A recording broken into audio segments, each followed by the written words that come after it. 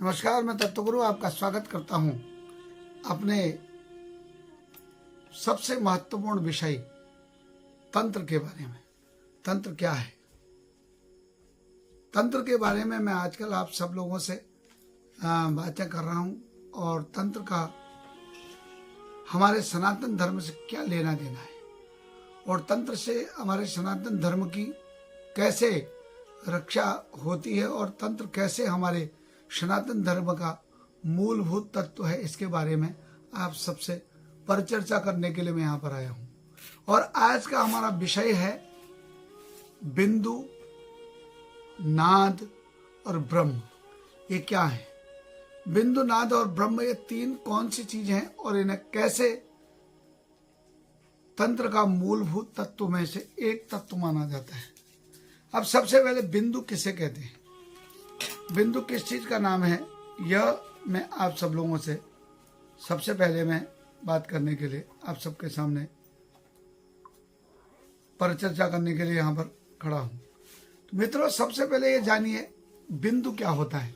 हमारे वहाँ कहा जाता है बिंदु, नाद और ब्रह्म, तीन चीजों के बारे में बहुत सारी किताबों में बहुत सारे प्रसंग लिखे जाते हैं, परंतु हकीकत में बहुत अन्वेषण करने के बाद, बहुत सारा जानने के बाद गुरुदेव की कृपा से तब मैं समझ पाया हूं कि बिंदु, नाद और ब्रह्म को हम कैसे जानेंगे, कैसे इनका आपस में समन्वय होता है। इनका समन्वय बड़ा जोरदार है। सबसे पहले तो आप बिंदु क्या है इसे जानिए। जब भी हम कोई चीज को लिखते हैं, जब भी हम किसी अपने बच्चे को अगर लिखना सिखाते हैं, तो क्या है कि सबसे पहले बच्चे को लिखाना सिखाते जब हैं, तो सबसे पहले जब हम पेन पकड़ते हैं तो पेन का पॉइंट होता है, एक ये पॉइंट है, और इस पॉइंट को जहां पर रखा जाता है, यानी कि कॉपी के जिस जगह पर हम उसको रखते हैं, जैसे हमने क्या है कि हमने कहीं पर एक ब्लैंक जगह पर हम इसको रखते हैं, ये देखिए, इसमें हमने एक ऐसे रखा, खाली एक पॉइंट, तो क्या कहलाएगा? बिंदु कहलाएगा। अब देखिए, मैं इस बिंदु को ऐसे ऐसे ऐसे ऐसे ऐसे देखिए, छोटे छोटे बिंदुओं को ऐसे घुमा देता हूँ, देखिए, तो ये बिंदु को मैंने घुमाया और मैं उन सारे बिंदुओं को मिला देता हूँ, तो ये क्या बन जाता है? क्या बन रहा है? देखिए,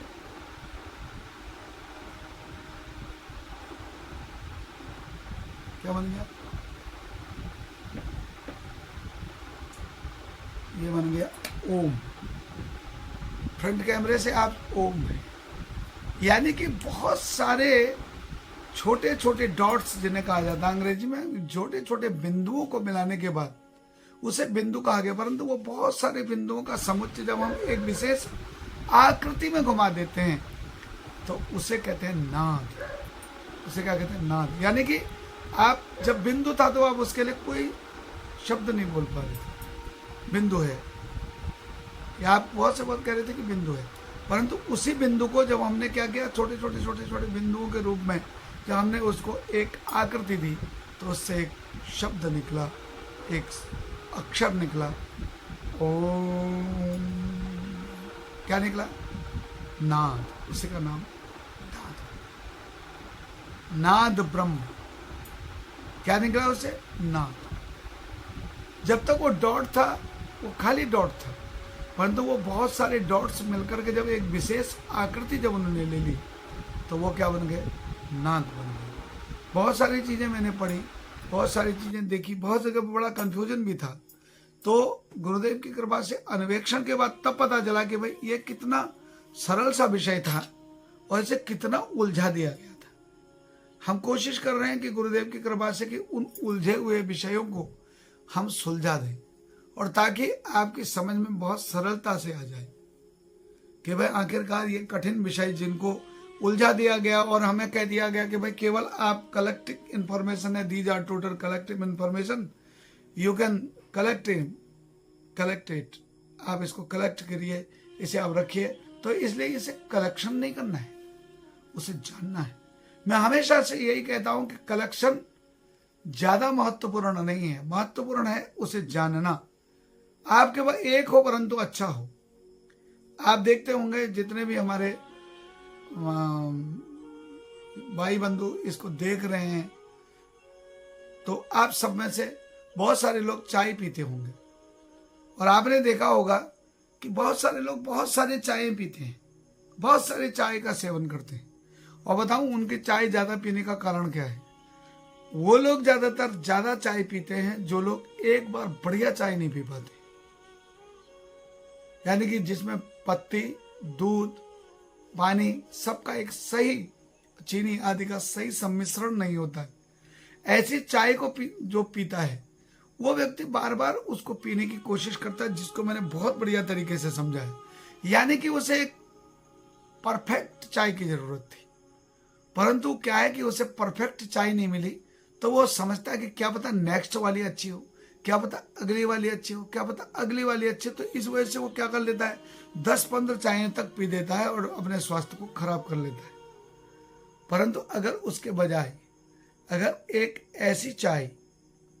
एक ऐसी बढ़िया चाय कि जिसमें सब चीज का बढ़िया सम्मिश्रण हो, A1 क्लास चाय हो, फर्स्ट क्लास सम्मिश्रण हो, ऐसी चाय को अगर आप एक पी ले सुबह नहाने धोने के बाद, एक गिलास पानी पीने के बाद, फिर उसके बाद जिनको चाय पीने की, वैसे तो चाय पीना अच्छी बात नहीं है, चाय पीने की आदत अच्छी नहीं है, परंतु जो फिर भी पीते हैं तो एक बढ़िया चाय पीजिए ना, अच्छा दूध वगैरह सब कुछ उसमें सही डाल के कड़क चाय का प्याला पीजिए।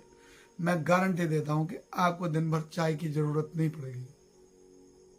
वैसे ही आपको एक चीज का ज्ञान हो, कहते ना, knowledge is everything, perfection is nothing. यानी कि आपको जानकारी थोड़ी थोड़ी सब चीज की है, परंतु आप परफेक्ट नहीं है किसी चीज में, यानी पूर्ण योग्यता नहीं रखते हैं, तो ऐसा व्यक्ति किसी भी ऊंचे शिखर पर नहीं पहुंचता है। जैसे हमारे पुराने कोई भी भक्त रहे, कोई भी हमारे पुराने संत रहे, या कोई भी बहुत बड़े साइंटिस्ट रहे या ऋषि मुनि रहे, उन्होंने एक चीज को पकड़ा, एक चीज को पकड़ करके जब वो आगे बढ़े तो हुआ क्या, उसका परिणाम ये हुआ कि वो उसी चीज में दक्ष हो गए। वो उस चीज में क्या हो गए, दक्ष हो गए, और दक्ष होने से क्या हुआ कि वो लोग उस चीज को बढ़िया तरीके से समझ पाए और समझा पाए। फिर उसके बाद अब हम क्या करते हैं, हम दक्षता किसी चीज में नहीं ले पाते, और परंतु हम कर क्या लेते हैं कि नॉलेज सब इकट्ठी कर लेते हैं। इसलिए नॉलेज इकट्ठा करना बहुत जरूरी नहीं है, एक चीज करो परंतु बहुत अच्छा करो। तो इसलिए आपको बता रहा हूं कि तब क्या करना है कि जो हम कर रहे हैं क्या है कि आप किसी वस्तु विशेष वस्तु को, यानी कि एक डॉट को, जब वो डॉट था, एक बिंदु था, तो वो क्या था, एक कुछ नहीं के बराबर था, जबकि हालांकि उसका बहुत बड़ा महत्व था, क्योंकि उसी बिंदु से ही तो सिंधु बना है। तो पहले हम पढ़ते थे बचपन में, एक कविता होती थी, बिंदु बिंदु से सिंधु बना है, सिंधु सिंधु से ये बादल, क्योंकि ये सारी चीजें हम पढ़ते थे। अब आजकल तो वो कविताएं, वो कवि, वो लिखने वाले, वो हमारा वो लगभग खत्म हो गया। अब तो फिर भी थोड़ा सा एनसीईआरटी की किताबें जब से लगी, फिर भी थोड़ा सा सिलेबस में सुधार आया है। बीच में तो ऐसी ऐसी फोड़ कविताएं होती थी। मैंने बहुत साल पहले एक कविता पढ़ी थी एक बच्ची के, उसमें अपने बिटिया के, जब वो LKG में पढ़ती थी, उसकी कविता की किताब मैंने उठाई थी हिंदी की, तो उसमें लिखा था, मैं बल्कि हमेशा बताता भी हूँ, बहुत सारे लोगों को पता भी होगा, कि उसमें पहली कविता थी कि आज इतवार है और तोते को बुखार है, तोता गया बाग में था डॉक्टर, और डॉक्टर ने लगाई सुई और तोता बोला उई उई उई। देखो क्या हम शिक्षा दे रहे हैं अपने बच्चों को, और क्या बच्चे इससे शिक्षा लेंगे, क्या वो समझेंगे नाद, बिंदु नाद और ब्रह्म। मैं इतनी कठिन विषय वस्तु को बता रहा हूं और उनको हम पढ़ा रहे हैं कि तोते को बुखार है और तोता बोला उई उई उई। समझ रहे होंगे आप। कम से कम यह है कि नई सरकारें जो आई हैं तो उन्होंने कम से कम कोशिश कर रहे हैं वो लोग कि एनसीईआरटी के कोर्स में कुछ अच्छी चीजें डालने की। तो कम से कम तो हम लोगों ने उस समय पढ़ा था कि बिंदु बिंदु से सिंधु बना है, सिंधु सिंधु से ये बादल, और क्या नहीं कि हम जब छोटे छोटे बिंदु बिंदु से क्या है सिंधु बनता है। परंतु अगर देखा जाए तो उसको अगर आप कहेंगे कि इससे कौन सा नाद निकल रहा है, यानी कौन सा अक्षर जिसे आप बोल सकते हैं, वो तो कुछ नहीं है। परंतु वही बिंदुओं के समूह को जब हम जोड़ देते हैं तो एक क्या बन जाता है? अक्षर बन जाता है। क्या बन जाता है? अक्षर बन जाता है, और उसी अक्षर को हम नाद कहते हैं। ठीक, ये हो गया बिंदु। और वैसे भी आपको पता है कि मैं जो आपके सामने लाइव या वीडियो के माध्यम से जो आपके सामने आता हूं, मेरे पूरे शरीर के, यानी जितना हिस्सा आप देख रहे हैं, इसके हजारों लाखों मिनी पॉइंट्स जो है वो यहां से क्या हो रहे हैं? मेरे कैमरे के माध्यम से मोबाइल में, और यहां मेरे मोबाइल से आपके मोबाइल तक वो उसी माध्यम से जाते हैं। जैसे आपने देखा होगा कभी अगर चैनल खराब हो जाता है या चैनल नहीं आता है टीवी में, तो अब तो वो समस्याएं कम हो गई, क्योंकि अब बड़ी बड़ी टेक्नोलॉजीज आ गई। पहले जब हम लोग छोटे थे बचपन में तो देखते थे कि भाई चैनल नहीं आता था, लंबा सा एंटीना होता था, आगे आ गया, हाँ आ गया, थोड़ा घुमाओ, थोड़ा इधर करो, थोड़ा उधर करो, हम कहते थे। एक छत पे होता था, एक जीने पे होता था, एक नीचे होता। आप सब उस दौर से गुजरे होंगे बहुत सारे लोग। तो उस समय जब वो चैनल नहीं आता था तो आप देखते थे कि टीवी में, हमारे टीवी की स्क्रीन में हजारों स्पॉट्स होते थे, छोटे छोटे छोटे। और जैसे चैनल पकड़ता था तो क्या कहते, वो स्पॉट कन्वर्ट होकर के क्या करते थे? एक स्ट्रक्चर में बदल जाते थे। समझ रहे ना? कहने का मतलब है कि वही डॉट्स कहलाता है बिंदु, और वही डॉट्स का समुच्चय जो कहलाता है नाद कहलाता है। और नाद से ब्रह्म को कैसे जाना जाता है? क्योंकि नाद ब्रह्म है बागेश्वरी। मैंने बताया था कि ततो भृति ओंकार अव्यक्त स्वराटम व्यदलिंगं भगवतो ब्रह्मांड परात्मनम शृणोति अन्य स्फोटं एर भाग्य व्यस्ते अस्य व्यक्तिर आकाश आत्मनम। श्रीमद् भागवत जी में लिखा गया है कि सबसे पहले ब्रह्मांड की उत्पत्ति होते समय एक विस्फोट हुआ, और उसमें से एक ध्वनि निकली, साउंड एनर्जी निकली, और उसी साउंड एनर्जी को ओमकार कहते हैं।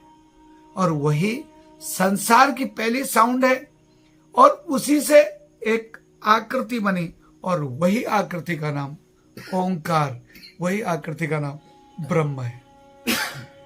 उसी आकृति को क्या कहते हैं? ब्रह्म कहते हैं। उसी आकृति का नाम है ब्रह्म। तो इसलिए कहने का तात्पर्य है कि बिंदु और बहुत सारे बिंदुओं के समुच्चय को कहते हैं नाद, और नाद ही पर ब्रह्म परमेश्वर है। यानी कि नाद से ही सृष्टि का निर्माण हुआ, और हमेशा सृष्टि का निर्माण किससे हुआ? ध्वनि ऊर्जा से। और ये मॉडर्न साइंस भी मानने लग गया है, आधुनिक वैज्ञानिक भी कहते हैं कि भैया प्रकृति की जो सब, क्योंकि ये पूरी दुनिया एनर्जी से बनी। अभी तक आइंस्टीन आदि के सिद्धांत के आधार पर कहा जाता था E बराबर होता है mc², E is equal to mc²। E माने ऊर्जा बराबर द्रव्य गुणा प्रकाश की चाल का वर्ग। ये आज तक होता था, यानी कि E is proportional to m होता था, यानी द्रव्य और ऊर्जा, यानी कि दीज आर टोटल रिवर्सेबल, यानी आप मास को एनर्जी में और एनर्जी को मास में कन्वर्ट कर सकते हैं, ये था। परंतु जो मॉडर्न साइंस आ गया, मॉडर्न फिजिक्स आ गई है, वो कहता है कि there is everything is form of energy, जिसके बारे में मैं आपको कल भी बता चुका हूं, पहले भी बता चुका हूं। क्या है कि द फॉर्म ऑफ एनर्जी, यानी कि मास है ही नहीं कहते हो। यानी कि मास क्या है? मैंने जैसे बताया कि जो एक डॉट्स था, और वो डॉट्स मिलते मिलते मिलते मिलते क्या हुआ कि उसने एक आकृति रखी, और उससे एक आकृति बनी, और आकृति को हमने कहा ये कौन सी आकृति है, तो आप से कहेंगे तो आपने कहा ओम। तो वैसे ही एक सूक्ष्म जो डॉट्स थे, जो बहुत छोटे छोटे से डॉट्स थे, यानी एक साउंड के एक छोटे छोटे से पार्ट्स थे।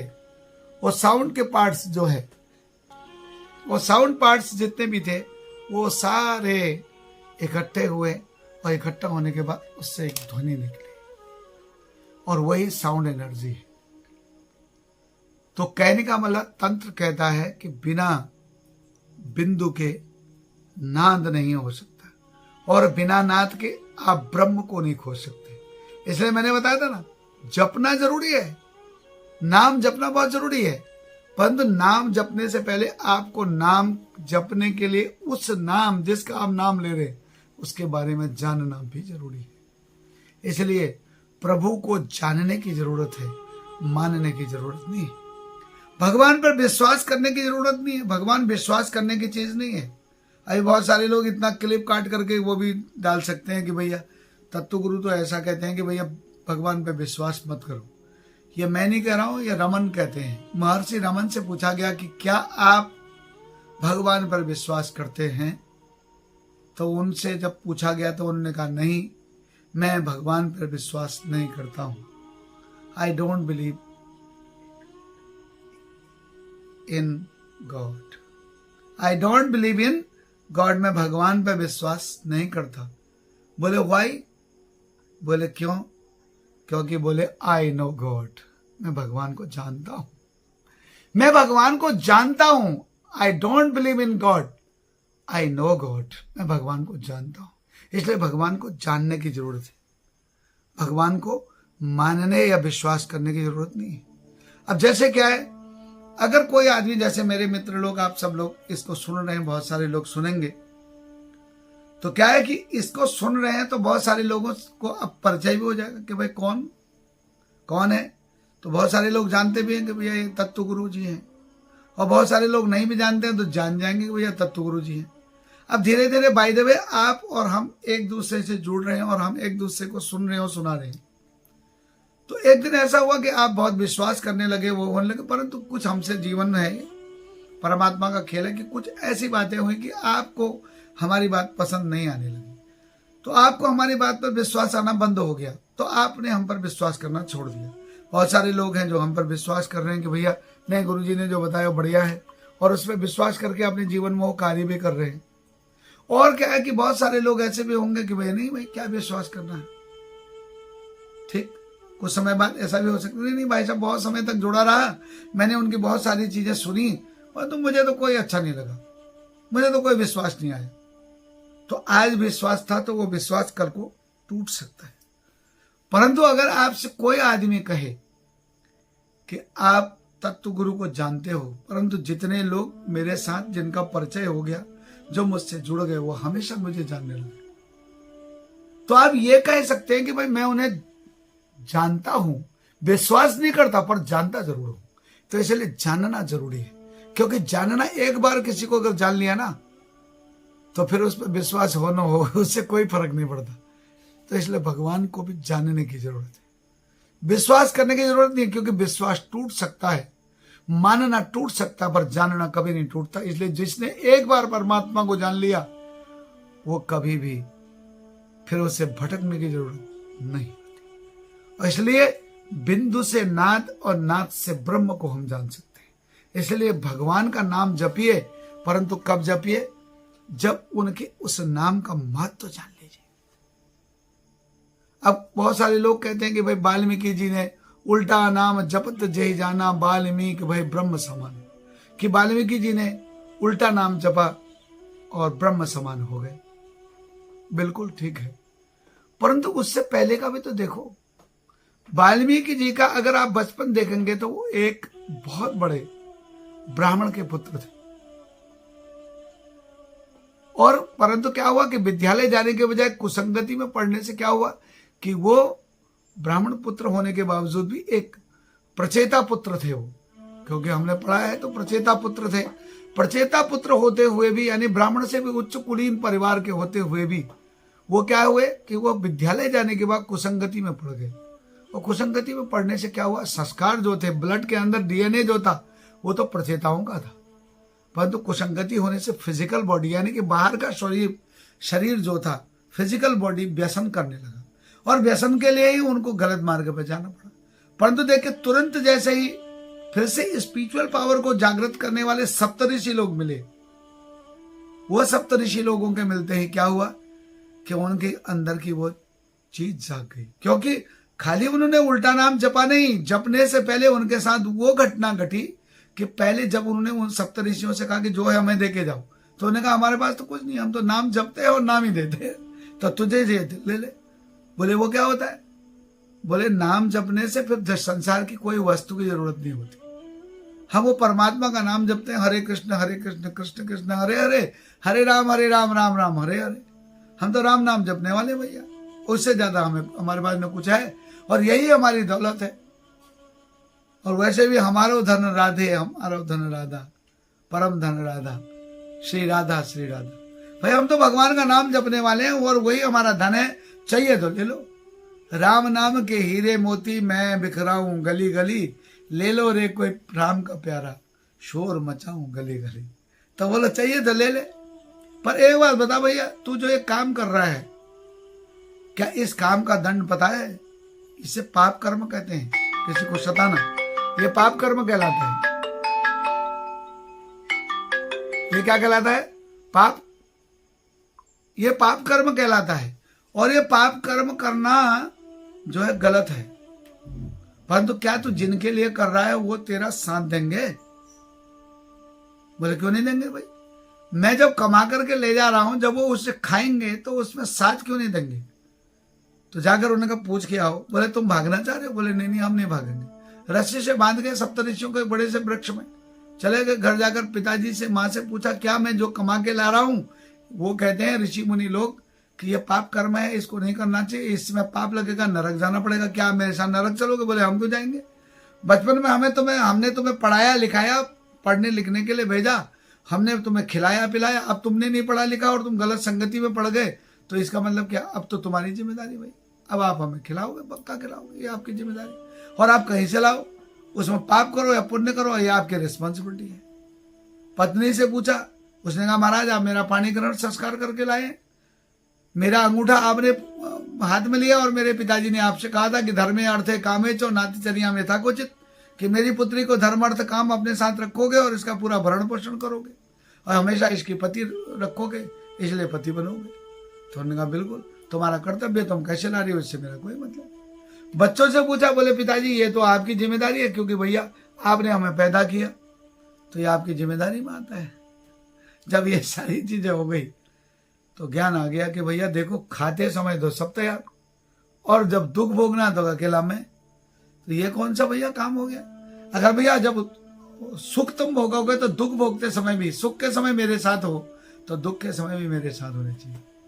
इसलिए तो कहते ना कि दुख जो है कुछ समय होना चाहिए, उससे अपने और पराये का पता चल जाता है। क्यों? क्योंकि अगर आपके पास दुख होता है, आपको दुख होता है, तो आपके कौन आपके मित्र हैं? आपका विषम परिस्थिति चल रही हो, आप अस्वस्थ चल रहे हो, या आपकी आर्थिक स्थिति बहुत बढ़िया नहीं चल रही हो, तो ऐसे समय पर जब कौन आपके अपने मित्र हैं, कौन आपके शत्रु हैं, कौन आपके सहयोगी हैं, ये सब पता चल जाएगा। जिस समय आपका सब बढ़िया चल रहा है, बढ़िया आपके पास धन दौलत ये वो, आपके पास इज्जत आबरू सब कुछ है, प्रतिष्ठा है, मान है और पद है, तो उस समय तो आपके पीछे घूमने फिरने वाले बहुत मिल जाएंगे। परंतु असली में क्या है कि 4 दिन के जब दुख का समय आता है, उस समय कौन आपके साथ है? तो उस समय कोई अपने साथ नहीं होता। साथ न जाए तेरे धन माल पेटियां, और साथ न जाए तेरे बेटे और बेटियां। तब जब वापस आए, बोले महाराज हकीकत वो तो कोई मेरे साथ नहीं है। तो उन्होंने कहा क्या करूं? तो हरि नाम केवल तेरे संग में जाएगा, ना कुछ तो लाया था ना कुछ ले जाएगा। इसलिए भैया उस परमात्मा का नाम जप ले, उस ब्रह्म को जान ले। बोले मैं जानूंगा कैसे? तो बोले प्राइमरी स्टेज ये है कि पहले उसका नाम जप। पहले तू इतनी जल्दी नहीं समझेगा, क्योंकि अभी तो भैया तू लोअर क्लासेस में है, क्योंकि एकदम थोड़ी राम, पहले तो राम जपना ही पड़ेगा, परंतु रोज ही राम ही जपने थोड़ी रहोगे, फिर बाद में राम है कौन ये भी तो जानना पड़ेगा। तो बोले वो तो कक्षा 1 की बात है, अभी तो कक्षा 1 में। भैया ऐसा कर, राम राम जप, सबसे सरल नाम है। देखो कृष्ण नाम कठिन होता है, हरि नाम भी थोड़ा कठिन है, परंतु राम नाम बड़ा सरल है। और बच्चा भी जब छोटा छोटा होता है, आप सिखाते नहीं हो उसको, वो आपकी गलती है, तो बच्चा राम नाम कहने लग जाता है। तो उन्होंने कहा अच्छा अगर ऐसा है तो बहुत बढ़िया है। तो बेचारे वो कह गए, बोले बिल्कुल निराहार रह करके, मतलब मन में कहीं भी कोई भी किसी चीज की कामना छोड़ करके केवल परमात्मा के नाम को जपना, और बस किसी चीज पर मन लगाना, सब कुछ कार्य हो जाएगा। सप्तऋषियों पर विश्वास किया और चले गए। सप्तऋषि लोग मंत्र दे गए और अपने लिए एक बढ़िया सा जगह ढूंढी और बैठ गए जहां पर कि डिस्टर्ब न हो। और वहां पर बैठने के बाद जब शुरू हुए, तो शुरू होने के बाद फिर क्या हुआ, कि शुरू हुए, और शुरू होने के बाद उन्होंने क्या किया कि वहां पर जब जपना प्रारंभ किया ना, उन्होंने परमात्मा नाम को जपना शुरू किया। अब वो भूल गए बेचारे, मैं जपूं क्या। बोले कुछ कहा था मेरी समझ में नहीं आया, परंतु क्या था कि उनको संगत गलत थी, तो राम तो जानते थे, मारना जानते थे। बोले कहीं मरना तो नहीं कहा था, मरा मरा कुछ। तो आप भी कहेंगे जैसे मरा मरा मरा मरा, देखो उल्टा नाम जपने से वो उल्टा हो जाता है। इसलिए कहते हैं कि माथे को हमेशा भगवान के चरणों पर, अपने गुरु के चरणों पर टेका करो, क्योंकि स्टंप जो होती है उसमें अक्षर उल्टे होते हैं, हमेशा इसमें उल्टे अक्षर होते हैं। परंतु जैसे ये लगाई जाती है ना पेपर में, तो वो उल्टी हो जाती है। क्यों? वैसे हमारे भी अगर कपाल में अगर उल्टी चीजें लिखी हो ना, और अगर हम अपने गुरु, अपने परमात्मा के चरणों पर अगर उसको टेक देते हैं, तो वो उल्टा हो जाता है। हमारे भाग्य की उल्टी लिखी हुई रेखाएं भी उल्टी हो जाती है, ये बात निश्चित है। तो कहने का मतलब समझ गए कि भाई मरा मरा कह रहे हैं, परंतु क्या था, पूर्ण विश्वास था अपने गुरुओं पर। और कहा था क्या था, क्योंकि शब्द पर नहीं गए, भाव पर गए। क्योंकि उन्हें पता था कि मेरे साथ मेरे पुत्र पौत्र बंधु बांधव माता पिता कोई नहीं, मेरे साथ जाने वाला वो कोई ऐसा अलौकिक दिव्य शक्ति है जो मेरे साथ जाएगी। और उस अलौकिक दिव्य शक्ति पर ध्यान करते हुए, क्योंकि वो जान चुके थे, उसे मानने की जरूरत नहीं थी, विश्वास करने की जरूरत, वो जान गए थे उसे कि वो मेरे साथ चलेगी और वही मेरे लिए महत्वपूर्ण है। तो उसी का उल्टा नाम जपा, तो क्या हुए, उनको उस परमात्मा ने दर्शन दिए और ज्ञान हो गया। और जो आदमी को कुछ नहीं आता था, वो आदमी भी कुछ लिखने को तैयार हुए। परंतु मित्रों ऐसे ही नहीं लिखा उन्होंने, सीधे सीधे नहीं लिखा। तो उनके पास देव ऋषि नारद आए, क्योंकि जब ब्रह्म को जान गए और ब्रह्म के बारे में लिखने की इच्छा हुई कि भाई अब परोपकार भी किया जाए, जो मेरी तरह भटके हुए लोग हैं, जो गलत मार्ग पर चलेंगे, उन्हें सही मार्ग पर डालने के लिए मैंने करना चाहिए, तो कौन बताएगा। तो सर नारद जी आए थे, और नारद जी ने 22 श्लोक सुनाए हैं वहां पर। इक्ष्वाकु वंश प्रभो रामो नामो जरे श्रुतौ नियतात्मा महावीर्यो धुतिमान कृतिमान वसी नीतिवान बुद्धिमान वाग्मी श्रीमान सत्य निवर्णम विपुलांशो महाबाहो कंबग्रहो महानु महो रसको महोश्वासो गूढ़ जत्वरिंदम अजान बाहु सुरसा सुललाट सुविक्रम। 22 मंत्र सुनाए भगवान राम के बारे में, और उस 22 मंत्रों के अंतर्गत साथ में कहा कि इस ब्रह्म की जो आराधनी शक्ति है वो गायत्री है। इसलिए हे ऋषिवर, भगवान राम का चरित्र लिखोगे, परंतु ध्यान रखना कि उस चरित्र के अंदर में गायत्री मंत्र गुप्त रूप से छुपी हो, जिसके बारे में मैंने पहले भी बताया था, फिर बताता हूँ। इसलिए सबसे पहले जैसे ही वाल्मीकि रामायण को आप शुरू करते हैं, खोलते हैं, तो वाल्मीकि रामायण में सबसे पहले क्या होता है कि पहला ही श्लोक जब आप खोलते हैं, तो पहले श्लोक में कहा वाल्मीकि रामायण का क्या होता है कि उसमें शुरू करते हैं वो क्या, तपस्वाध्याय निरतः तपस्वी वांग वेदांबरम नारदम परिपच्छ वाल्मीकिर मुनिपुंगवम। यानी कि तपह तो से शुरू होता है, यानी कि गायत्री मंत्र का पहला अक्षर ही तत्सवितुर्वरेण्यम भर्गो देवस्य धीमहि धियो यो न प्रचोदयात्, तो से शुरू है। फिर ठीक 1001वां जो श्लोक है, यानी 1000 श्लोक पूरे हुए, फिर 1100वां जैसे 1001वां श्लोक, तो उसका पहला जो मंत्र है तत् स से शुरू है, फिर 2001वां वी से शुरू है। तो ऐसे करते करते 24,000 श्लोकों में गायत्री जी के 24 मंत्र अक्षर भी आ जाते हैं। अभी मेरी एक बहन जी मुझसे प्रश्न पूछ रही थी, बहुत अच्छा मुझे याद भी आ गया कि मेरी बहन पूछ रही थी कि ये भी एक बहुत बड़ा वो है, इसमें विवाद की बात नहीं, मैं कोई भी चीज विवाद के लिए नहीं करता, क्योंकि लोगों का कहना है कि स्त्रियों को गायत्री मंत्र नहीं जपना चाहिए। विषयों ने गायत्री मंत्र जपना चाहिए या नहीं जपना चाहिए, और जपना चाहिए तो कब जपना चाहिए और कब नहीं जपना चाहिए। पर तो इसके बारे में पूर्ण प्रमाण के साथ आपसे फिर मिलता हूं, तब तक हर हर महादेव, नमस्कार। आपके प्रश्न के उत्तर आप प्रश्न भेजते नहीं तो मैं उत्तर कहां से दूं।